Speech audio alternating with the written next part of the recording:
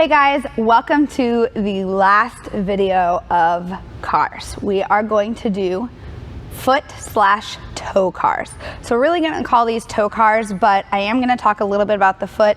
This warrants an entire separate video or probably multiple videos, which we don't have time for today. I'm going to give you as much as you need to just keep your feet a little bit healthy. And from there, you can dive into the foot and ankle stuff on another time on your own. So Erin's going to demonstrate these, but I want to talk briefly about how important your feet are. Our feet have muscles that control the toes and that control our arches, and these muscles are very important and they are utilized when we walk on them. However, we live in what we refer to as sensory deprivation chambers, and those are our shoes. So because we live in them, our feet muscles actually atrophy, which means they get weaker and smaller as we age. If you don't use it, you lose it, obviously. The more that we walk barefoot or with minimal support, the stronger that these feet muscles that we have will get. The opposite is also true. So Erin has a typical, not typical, but she has a little bit of a collapsed arch in her normal standing position. So I don't really like this position just to start. We're going to get her into a little bit of a better position called a short foot. I'm not going to go through it too much, but this is what you want to think about when you set up for the feet. Just like everything else that we set up, we want to make sure the setup is adequate. So for Erin, we're going to have her belt buckle tucked towards her nose a little bit, and we are going to think about lifting the arch, bringing her first met head towards her heel. So she is going to unlock the knees a little bit. If your knees are locked, you will not be able to rotate at all to get this proper position. She's going to think about rotating and lifting her heels up, keeping this guy right here on the ground. So now you see her arches are just a little lifted. Now lift all your toes and spread them and put them back down. Now, she is in the setup correct position for toe cars. From here, she is going to lift just her big toes and put them back down.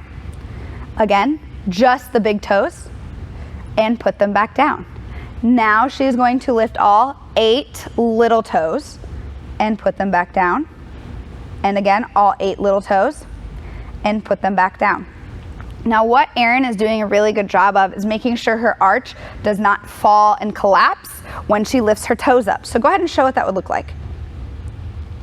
Yeah, so she would roll her arch in as those little toes lift up. That's common, that's a compensation.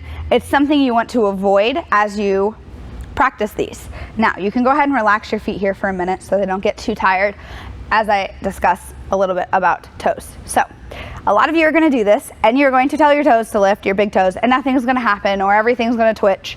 And that is very common because of our shoe wearing that we start when we are way too young. So all I have to tell you is that it gets better as you practice, and it will not get better if you don't practice. Sometimes it'll feel like you're short-circuiting. A lot of people work with us, they command their toes, they're doing their best they can, we have the claw fingers come out and the toes don't move. Then months of practice of feeling like nothing's happening, they come in and they're like, Jen, my toes moved. It happens eventually, it just takes practice. So if you are one of those that feels like it's not supposed to happen, it is, it just will take time and practice. The other thing I will tell you is the reason we practice these separately is that there is a separate muscle that goes to your big toe, and there's a separate muscle that goes to all 4 little toes. So your body has the ability to isolate each one individually, so you should be able to control each one individually. Now, that was the first part. The second part of cars is getting back into that position. Unlock the knees, belt buckle towards your nose just a little bit. Good, here, good. All of the toes lift up.